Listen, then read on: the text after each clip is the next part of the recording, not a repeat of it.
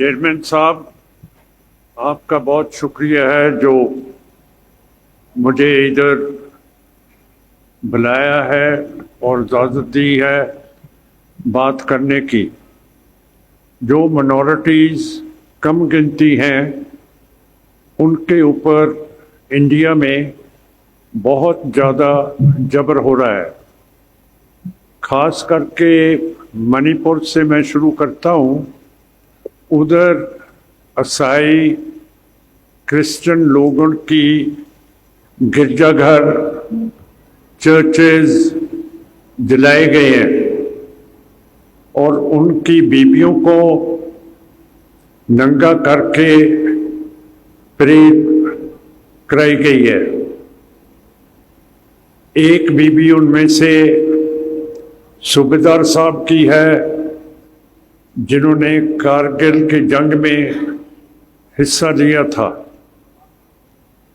और parliament monsoon session सरकार चलने नहीं देती, क्यों करके विरोधी धिर मांग रही है कि मणिपुर के ऊपर बातचीत की जाए।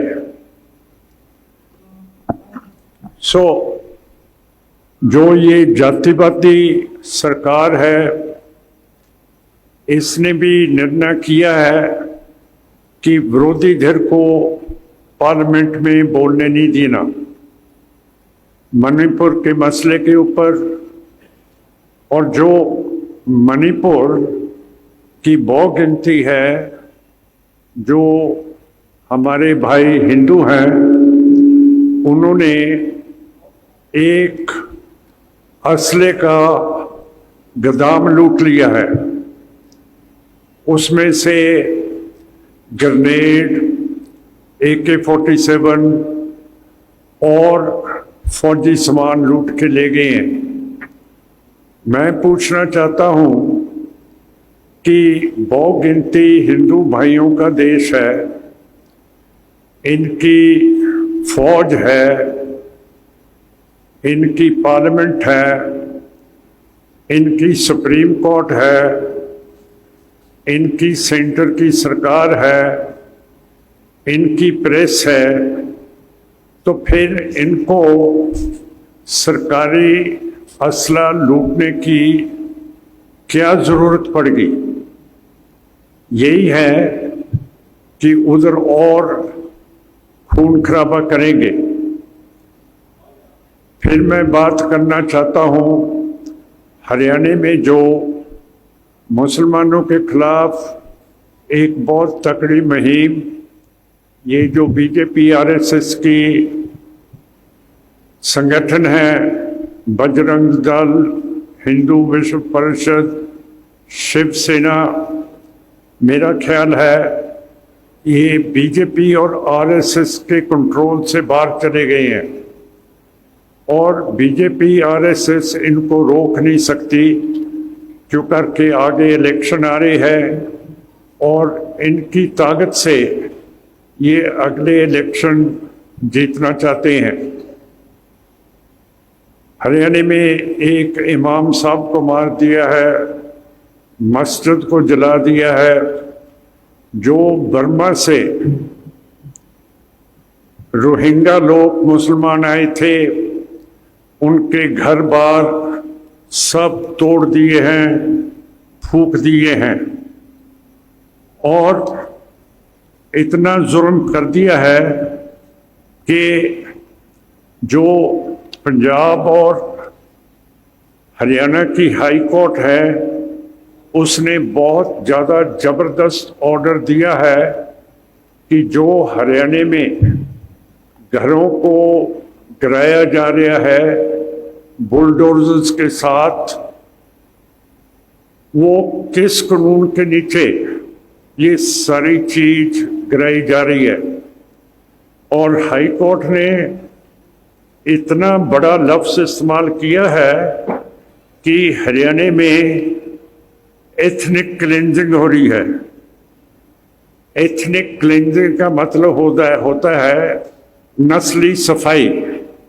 ये बहुत बड़ा एक लफ्ज़ है जो हाई कोर्ट ने जो मुसलमानों की बर्बादी हो रही है उसके लिए इस्तेमाल किया है।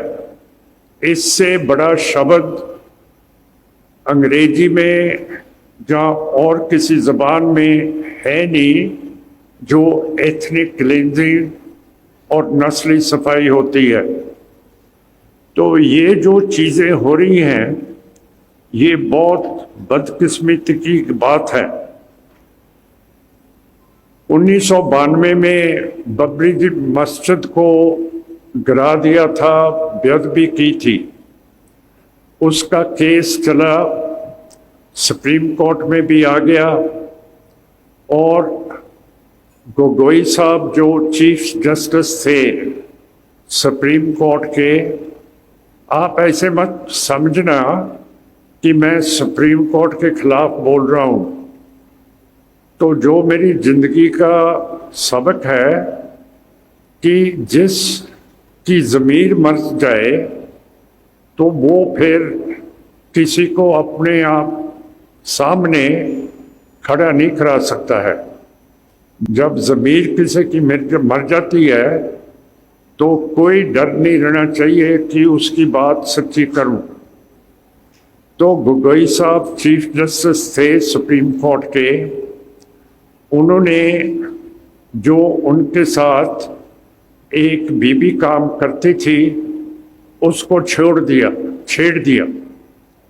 जब हम ऐसा जुल्म करते हैं तो ये केस पुलिस स्टेशन में जाता है, उधर एफआईआर काटी जाती है और तफ्तीश शुरू होती है। पर एक खास कमेटी सुप्रीम कोर्ट की अलहदा बना दी गई जिसने कहा कि हम इसकी तफ्तीश करेंगे। जज तफ्तीश नहीं कर सकते हैं, ये हक सिर्फ पुलिस का होता है।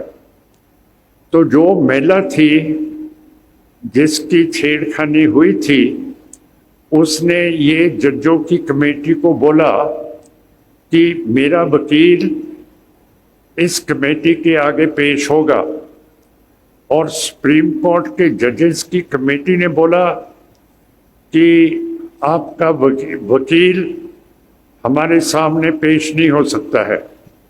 जो आर्टिकल 21 कॉन्स्टिट्यूशन की उल्लंघना है, क्यों करके अपनी मर्जी का वकील करना हमारा संवैधानिक हक है। तो चलो ये केस चला।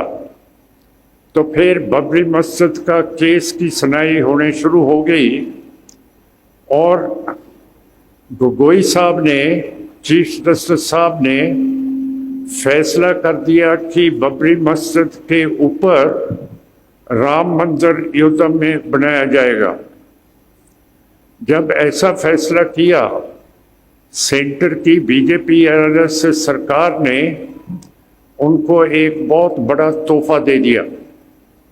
उनको 6 साल के लिए नामजद कर दिया राज्यसभा का मेंबर। तो मेरा मतलब कहने का है कि जब सुप्रीम कोर्ट के चीफ जस्टिस घूस खा लेते हैं तो फिर इंसाफ कैसे होगा।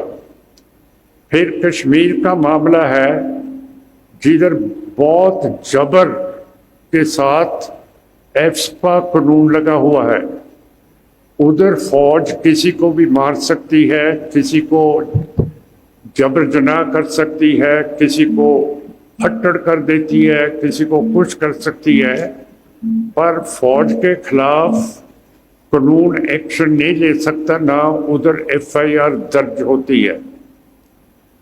तो जो एफस्पा कानून है ये आर्टिकल 21 कॉन्स्टिट्यूशन संविधान के खिलाफ है, क्यों करके संविधान की आर्टिकल 21 बोलती है no person can be deprived of his life and liberty without the procedure laid down by law.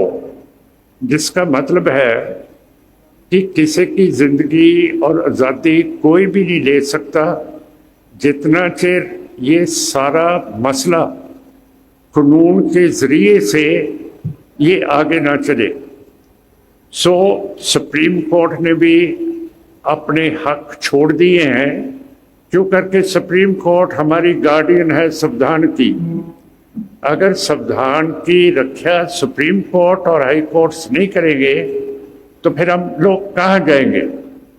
सो ये सारी बातें आपके सामने रखना चाहता हूँ कि कश्मीर में जो 5 अगस्त 2019 में कश्मीरियों की खुद मुख्तियारी ली गई थी, आर्टिकल 370 और 35A को भंग कर दिया था और कश्मीर की जो असेंबली जमहूरियत थी उसको भी भंग कर दिया और कश्मीर का सूबा तोड़ के उसको यूनियन टेरिटरी बना दिया। 5 अगस्त 2019 में ये जुल्म हुआ कश्मीर में, पर अब थोड़ी देर हुई है, 4 साल बाद सुप्रीम कोर्ट उस केस की सुनवाई कर रही है। अंग्रेजी की कहावत है कि justice delayed is justice denied. अगर आपको इंसाफ में देरी हो गई है तो फिर इंसाफ क्या मिलेगा।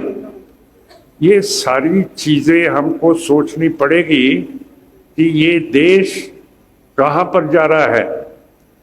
किसी कम गिनती को नौकरी नहीं मिल रही, ना फौज में ना पुलिस में। कम गिनतियों के ऊपर शक किया जाता है और शक तब करें अगर नथुराम गॉडसे ने गांधी जी को ना मारा हो। शक तो सबके ऊपर हो सकता है। तो बिल्कुल कम गिनती मिनॉरिटीज की जो आज हालात हैं वो बहुत गंभीर है। और कितने सूबे हैं, झारखंड है, छत्तीसगढ़ है, महाराष्ट्र है, उड़ीसा है, बिहार है। इसमें जो कबीले लोग हैं, ट्राइबल्स हैं, वो अपने जंगलों की संभाल करना चाहते हैं, पर जो बड़े बड़े कॉर्पोरेट्स आ गए हैं वो जमीनों को खोना चाहते हैं और उधर अपने खान बनाना चाहते हैं, कोयले के, आयरन के। उधर हीरा जवाहरात भी है, उधर लक्कड़ कीमती है, उसके ऊपर काबू करना चाहते हैं।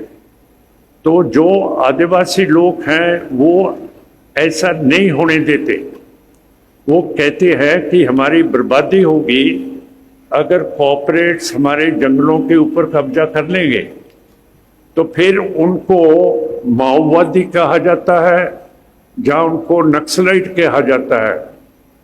तो उनको सीधी सेंटर की जो पैरामिलिट्री फोर्सेस हैं उनको मार देती हैं कि ये माओवादी थे, जहाँ ये नक्सलाइट थे। क्या मेरा मतलब ऐसे कोई मार सकता है आपको नक्सलाइट कह के, माओवादी से? जितना चेर अदालत की तफ्तीश ना हो कि वाकई पुलिस ने ऐसे हत्या की है कि ये माओवादी था या नक्सलाइट था। कौन से कानून में लिखा है कि किसी को माओवादी, नक्सलाइट, सिख, मुसलमान कह के आप मार दो, जैसे कश्मीर में हो रहा है, जैसे अब मणिपुर में हो रहा है, जो अब हरियाणा में भी चल रहा है। इधर हरियाणा में लिखा है कि इन लोगों को, मुसलमानों को बुलडोजर पनिशमेंट दे रहे हैं हम। बुलडोजर जो फेर देते हैं इनके घरों के ऊपर, वो कहते हैं इनको तनख्वाह देते, तनख्वाह लगाई जाती है, पनिश किया जा रहा है। रोहिंग्याज जो मुसलमान इधर आए हैं बर्मा से, उधर उनके ऊपर खून खराबा हो रहा था, तो वो भी कश्मीर में भी आए हैं, हरियाणा में भी आए हैं।